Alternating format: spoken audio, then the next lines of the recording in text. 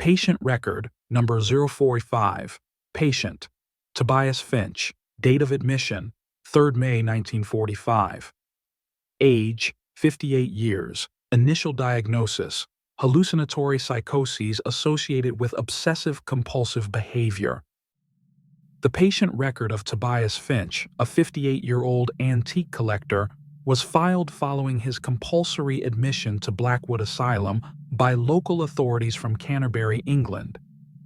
Known in academic circles for his obsession with historical artifacts, Finch had displayed eccentric but functional behavior until acquiring an item at auction that would drastically alter his mental and physical health: a small wooden sculpture marked by intricate carvings, supposedly removed from the ruins of Blackwood Asylum itself. Shortly after bringing the piece into his home, Tobias began reporting a series of unsettling events. Initially, he complained of muffled voices, seemingly coming from the artifact. The voices, described as urgent whispers, mentioned maps and paths, though the details remained vague.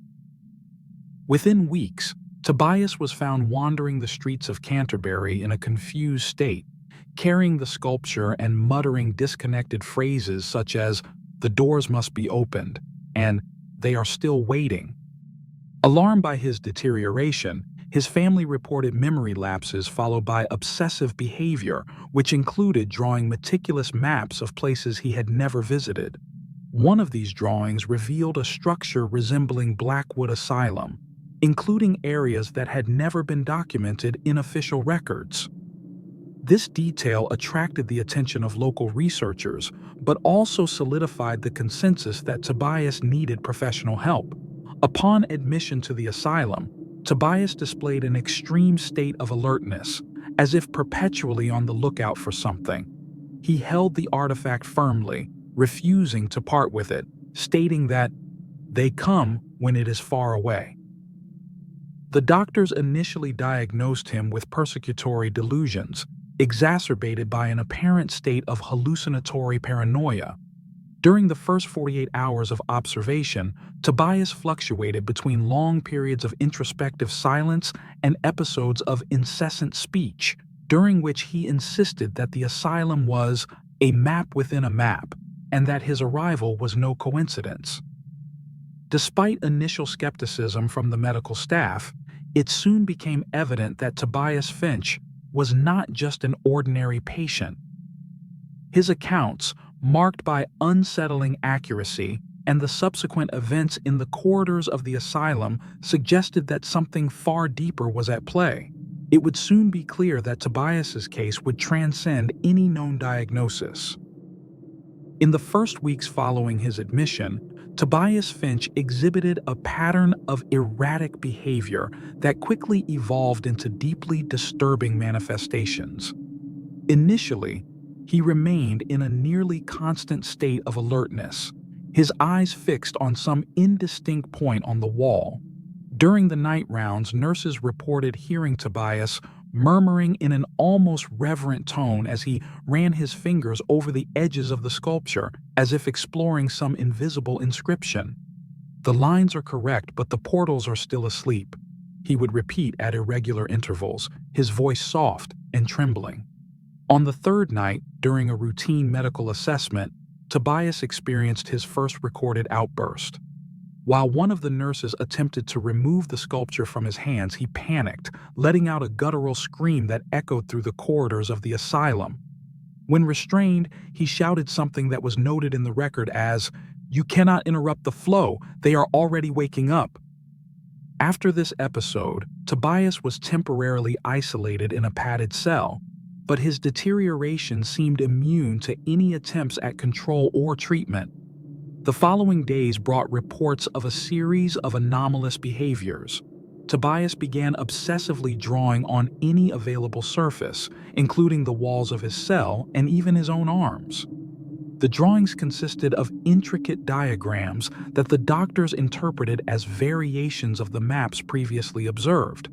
However, when the drawings were overlaid, it was discovered that they aligned almost perfectly, suggesting that Tobias possessed some architectural knowledge of the asylum that he should not have had. Additionally, details of areas that had been sealed or destroyed decades ago began to appear in his drawings with chilling accuracy. Tobias's speech also became more fragmented and enigmatic, but no less unsettling. He began mentioning wooden figures, described as humanoid beings that watched him during the night. According to Tobias, they did not move, but breathed with their eyes, and only disappeared when he held the artifact. Staff initially attributed these visions to hallucinatory delusions, but some began to report a dense and oppressive atmosphere in the wing where Tobias was confined. One nurse described the environment as almost stifling, as if something were watching all of us. In the second week, Tobias went through a period of sleepwalking. During one of the night rounds, he was found in the asylum's library, drawing another map with charcoal on an ancient scroll. When awakened, he claimed not to remember how he had arrived there, but insisted that the map had to be finished before they found the way. This incident reinforced the isolation measures, but the maps continued to appear, as if Tobias were being compelled to draw them, even in unconscious states. One particularly unsettling night marked the beginning of an even more sinister escalation. A patient in the neighboring cell began to scream uncontrollably, claiming to hear knocks coming from Tobias's cell. When staff investigated, they found Tobias in a state of complete immobility, his eyes fixed on the artifact, while his lips murmured something in a language none of the present staff could identify. Subsequent analysis revealed that the knocks heard could not be attributed to any known physical source. The events continued to intensify. Staff reported inexplicable episodes of brief blackouts in Tobias's wing, followed by a sharp smell of burnt wood, though no evidence of fire was found. A doctor, Dr. Arthur Malcolm, stated that he felt a slight vibration in the floor of the cell while observing Tobias, as if something were latent just beneath the surface. The doctor's description, though vague, was corroborated by two other staff members who were present. Tobias also began reporting more vivid and specific visions. He described in disturbing detail a room buried in the heart of the asylum, where faceless figures gathered around a wooden altar. He insisted that the sculpture he carried was a key to access this room, but that its activation depended on a sequence he was still trying to decipher.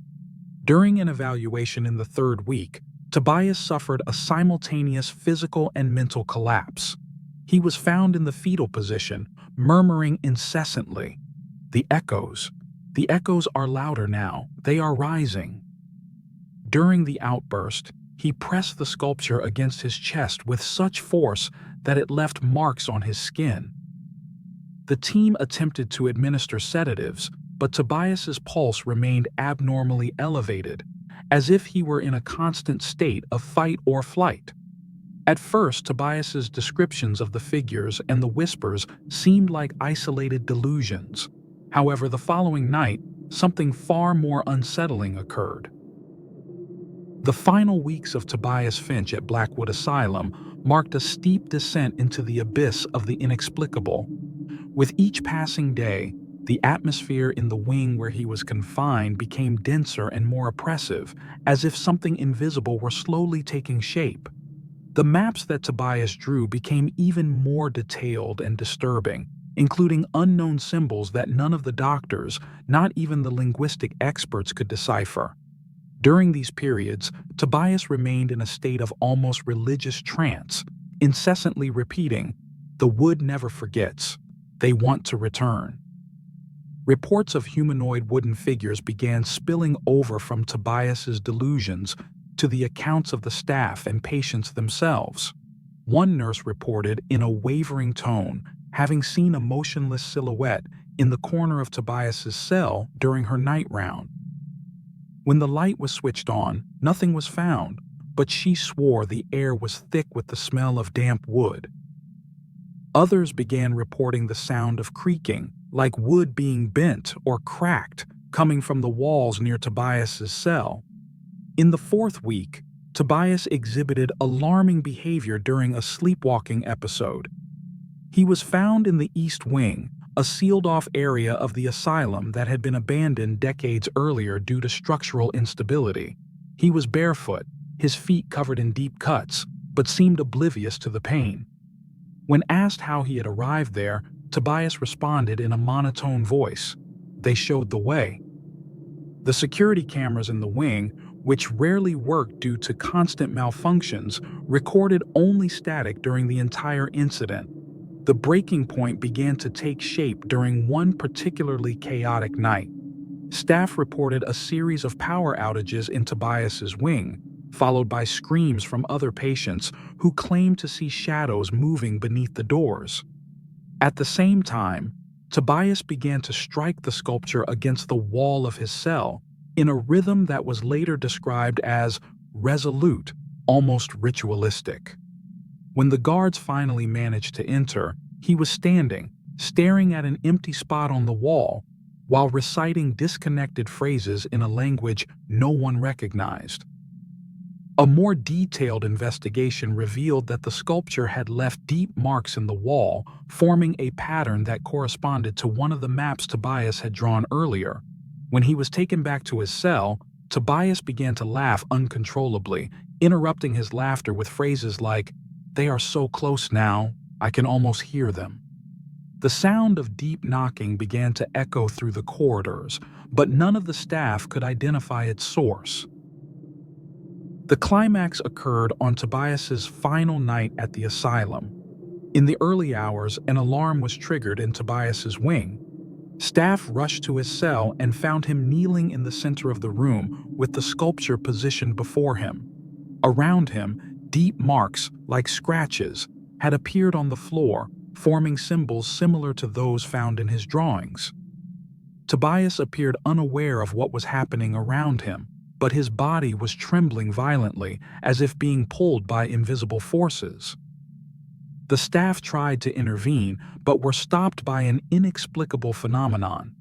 The temperature in the room suddenly dropped, and the air became so heavy that it was difficult to breathe. Some reported hearing whispers coming from the walls, while others felt as though they were being watched by something they could not see. When they finally managed to reach Tobias, he had completely lost consciousness. The following morning, Tobias was found dead in a peculiar position, lying on his back, his hands gripping the sculpture tightly. His face was frozen in an expression of pure terror.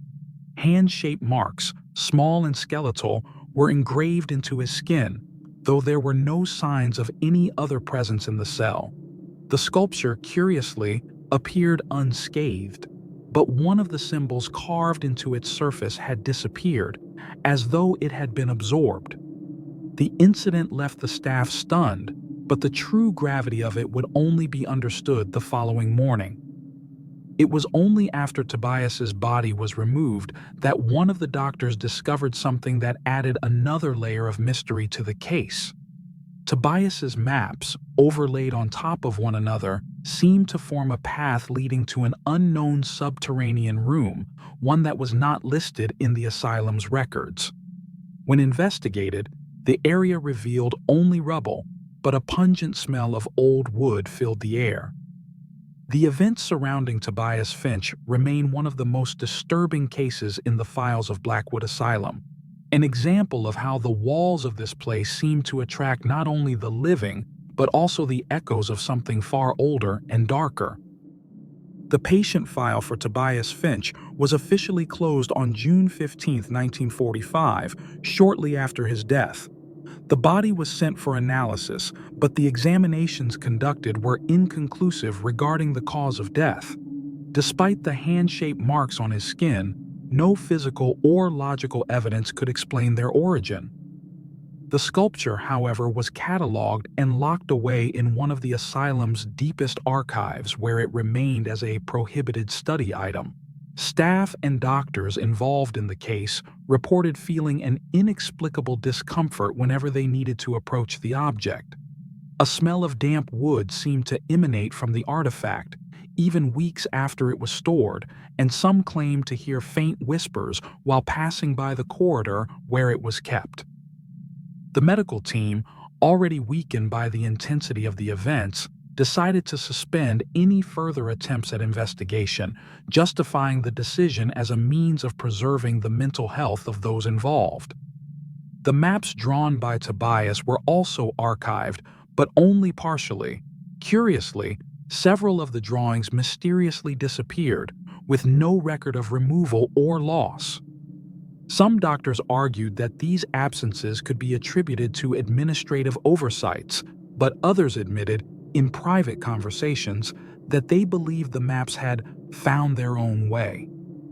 This suspicion was fueled by reports from staff who claimed to see indistinct shadows in the archives at night.